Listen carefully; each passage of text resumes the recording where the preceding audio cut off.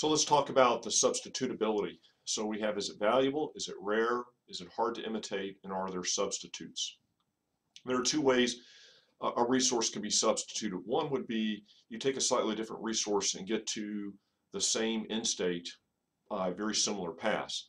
An example of this, and I apologize, it's the best example I can think of, is all of the different drugs that you watch, drug advertisements you watch on so many sporting events for Viagra, Cialis, and that type of drug that does that thing. They're all still under patent protection. So they can't be doing using the same resources. In other words, the particular formula that's in the patent, but they were all able to come up with similar patent or similar formularies that got the same desired outcome through different ways. And the last way is that you can't match the similarity of the resource, so you find another way to do business. In the airline industry right now, a very fast-growing airline is Emirates Airline, and it's headquartered in the Arabian Peninsula in the United Arab Emirates. And their big success is they're finding that they can connect a lot of city pairs, very long-range city pairs, for example, say Kuala Lumpur to New York City, and they connect them through their airport in the Emirates. And so you've got a one-stop connection across routes that sometimes in the past have taken 2 or 3. And because it's just set up very well for the flight routes, it's the shortest flight. Well, how do airlines counter Emirates' advantage with that airport location? Because no, they don't let other airlines use the airport there like they're allowed to use it. Well, then you could go with another resource. You could instead say try to take more polar routes that are going to cut distances off, but that's going to require a different type of airplane. So now you're using a different airplane to try to service some of the similar routes, but you're doing it in a very different way rather than a very good one-stop connection. You're more trying to go to non-stop connections or doing one-stop connections in non-traditional places by flying polar routes over the top of the globe. But I have to tell you, as I'll show you on the next slide, to a lot of people, the idea of substitutability versus imitability is pretty vague. And I'll get more into that in the next slide. So if we sum up this idea of valuable, rare, hard to imitate, hard to substitute, is it a matter of simply controlling the best resources? Is that what a competitive advantage is all about? Well, here's another way to view it. One person took the model, instead of, they changed that last element. It's still valuable, rare, hard to imitate, but they kind of roll substitutability into the imitate thing. And they say, is the firm organized to take advantage of these people or of this resource? And so it really brings home that it's not just about the resource, it's about how the firms use that valuable, rare, hard to imitate resource. And it would be easy to dismiss this view because it is very much a minority view, except the person that puts out this VRIO model is the person that was credited with giving us the VRIN model. So the guy that came up with this has later kind of shifted his thinking and writing to say, well, I and the N, pretty similar, but what's really key is, are they organized to take advantage of it?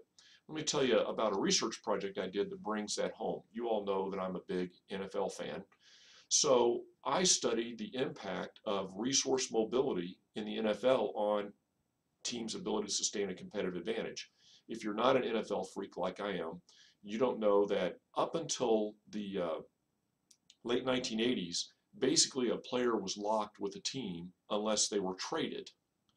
And in the NFL, there weren't that many trades, particularly not that many blockbuster trades. After the late 1980s, they got what's called free agency. So now a player can leave a team and sign with another team when their contract expires. So now it's not just the teams deciding who's going to swap players. It was the players deciding they were going to change teams. And so now you have all these high-profile free agents. Probably the most famous one in the past 5 or 10 years has been when Peyton Manning was released by the Indianapolis Colts and was signed by the Denver Broncos. So we went in with this hypothesis that in this era when players could move at will, that what we would see is teams would have a harder time keeping a sustained competitive advantage because the players on the best teams suddenly became the hottest targets in free agency. So they would leave the great teams, take their really good skills, and move to the lesser performing teams. And what you would see is that people would perform a lot more on par. And if you're an NFL fan, you go, yeah, it seems like that's what's happened. What we found is it did happen. There was, in fact, it was harder to sustain a competitive advantage, and it was also easier to dig out of a competitive disadvantage. So it did work that way, but what was interesting is it wasn't as strong as you might think. There were teams that managed to stay great even though they had key players leave, and there was teams that managed to stay pathetic even though they were continually bringing in high-profile free agents. And that just goes to prove that it's not just about the resources you control, it's about what you do with them. And even the intangible resources, which typically are people, reputation, and the like, to the extent that those are transportable, they don't transport well. They don't transplant well. There's all kinds of instances where firms have hired away the superstar of another firm and then been a flop. Recently, I'm recording this in January of 2014, Yahoo just fired their COO, whom they paid a tremendous amount of money to recruit from Google. So you see that this idea of whether you're organized and able to capitalize on the resource is probably really important. The last thing I want to talk about in this section is this idea of putting a closure on the intangible versus the tangible resources. The textbook does a nice job of talking about this, so I just want to bring your attention to it. They create this idea of intellectual capital, which is what's the difference between its book value and its market value. And in theory, the value of patents is rolled into into the book value as well. So this is almost showing what they think they're capable of in the future. So you see some firms that are not surprising, Google and Apple, with very high market to book ratios, which is to say their market value is several multiples above its book value, or the value of its assets, when compared to more traditional companies where they don't have a lot of intellectual capital involved. That would be, for example, Southwest Airlines. But I got to tell you, there are two surprises on this chart, and I updated these numbers in January of 2014.